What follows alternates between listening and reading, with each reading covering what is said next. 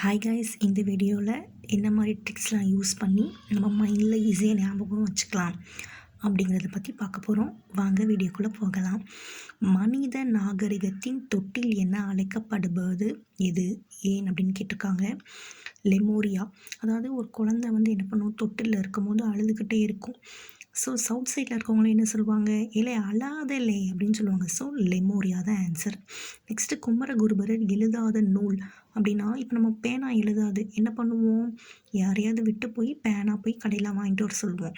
அப்படி தானே இந்த குமரகுருபரர் என்ன பண்ணியிருக்காராம், பேனா எழுதலை அப்படின்ட்டு ஒரு நூல் எழுதணும், அதுக்கு பேனா தேவை அப்படி தானே. அப்போ குமரகுருபரர் எழுதாத நூல், அந்த நூல் எழுதுறதுக்கு பேனா இல்லை. அதனால் என்ன பண்ணியிருக்காரு, அவரோட பிள்ளையை திருச்செந்தூருக்கு அனுப்பியிருக்காரு. எப்போ அனுப்பியிருக்காரு, பகலிக்கூத்தர், அதாவது பகல் டயத்தில் அனுப்பியிருக்காரு. இது எப்படி ஹிண்ட்டாக ஞாபகம் வச்சுக்கலாம். ஒரு பேனா எழுதலை, அதனால் குமரகுருபரர் அவங்க பிள்ளையை திருச்செந்தூருக்கு அனுப்பியிருக்காங்க பகல் டயத்தில். ஸோ குமரகுருபரர் எழுதாத நூல் திருச்செந்தூர் முருகன் பிள்ளை தமிழ், அதை எழுதியது பகலிக்கூத்தர். மற்ற எல்லா நூலுமே குமரகுருபரர் எழுதியிருக்காரு. கந்தர் கலிவெண்பா, மதுரை கலமகம், நீதி நேரி விளக்கம் எல்லாமே. தாயுமானவர் நினைவு இல்லம் எந்த மாவட்டத்தில் உள்ளது.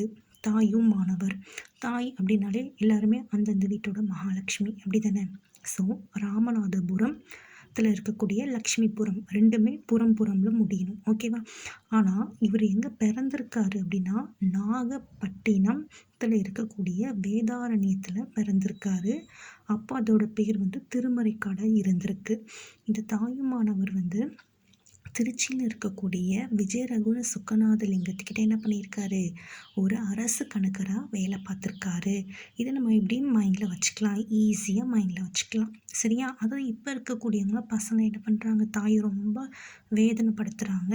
ஸோ வேதாரண்யம், பிறந்தது வேதாரண்யம், ஆனால் அவருக்கு நினைவு இல்லம் வச்சது எங்கே அப்படின்னா ராமநாதபுரம், லக்ஷ்மிபுரம், ஓகேவா. ரெண்டுமே புறம்ல முடியணும்.